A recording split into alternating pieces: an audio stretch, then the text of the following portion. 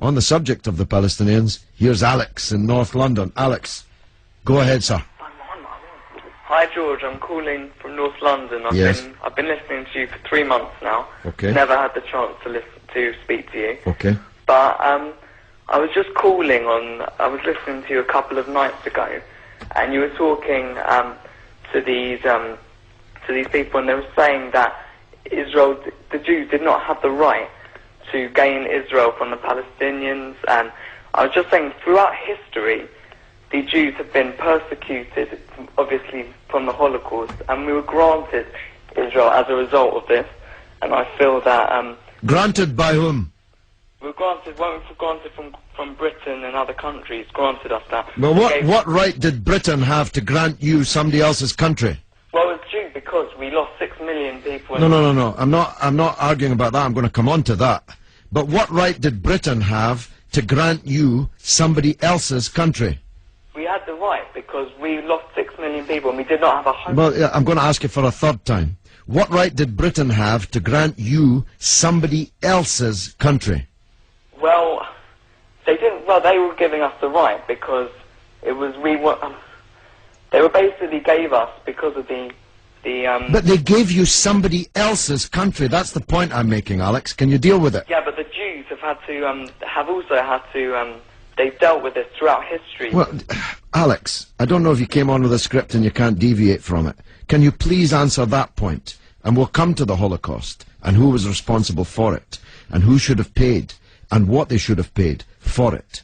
But given that you've said Britain granted you, and you're presumably saying you because you're Jewish, somebody else's country, I'm asking you, what right did Britain have to grant you somebody else's country? Britain, you could say they didn't have a right, but they came in and dealt with us and with the Jews having lost all these lives, and they basically granted us this land. Okay. Well, I see I'm getting nowhere on this, Alex, so let me deal with your overarching point. Maybe you're just not equipped to deal with the principal point that I have made. The Jews have suffered racist anti-Semitism down the ages in many, many European countries, including our own. They were subject to regular discrimination at best, and pogrom and murder at most. That's undoubtedly true.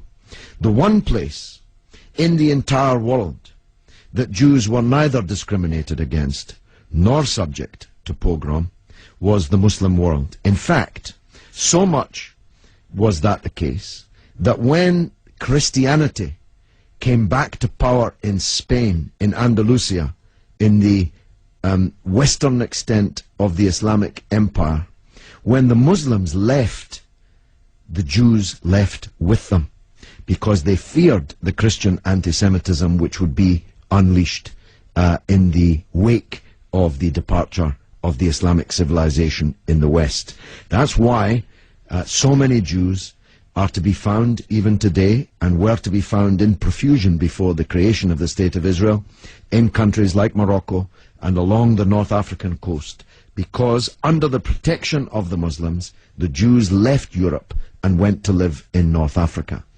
The Palestine that was wiped off the map when Britain granted you somebody else's country had Jews living side by side with Christians and Muslims for century upon century without the slightest trace of discrimination or violence or pogrom. So, what's happened is that Christian anti-Semitism in Europe, which massacred 6 million Jews in the greatest crime in human history, was paid for not by the Christian countries of Europe that either practiced or turned a blind eye to that anti-Semitism, but was paid by the very people who were completely innocent of that Holocaust, who had never persecuted the Jews, who had never pogromed the Jews. And that seems to me to add insult to the injury suffered by a people whose country was wiped off the map, who were dispersed into exile, to make way for a Zionist idea which was granted to European Jews, because these were the first settlers, granted to European Jews by Britain.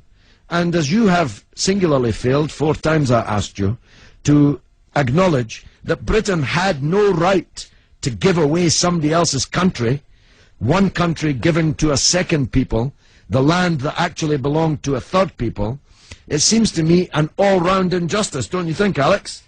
Yeah, I agree that they didn't so much have the right, but they were stepping in after the Holocaust to grant it to the Jews. But it was long before the Holocaust that Britain stepped in.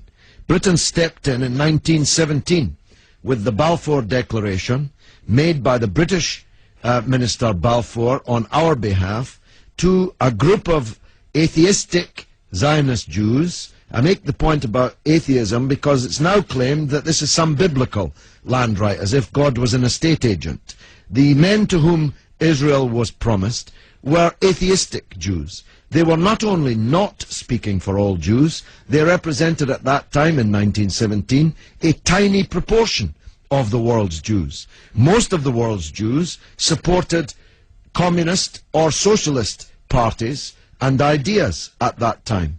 The Zionists represented a tiny sliver of Jewish opinion at that time. Yet Balfour promised them the land which belonged to a third people, without consulting either the British or the world's Jews, and least of all, consulting the Palestinians. Okay, well, thanks very much for talking. Okay, Alex, thanks for listening, my friend.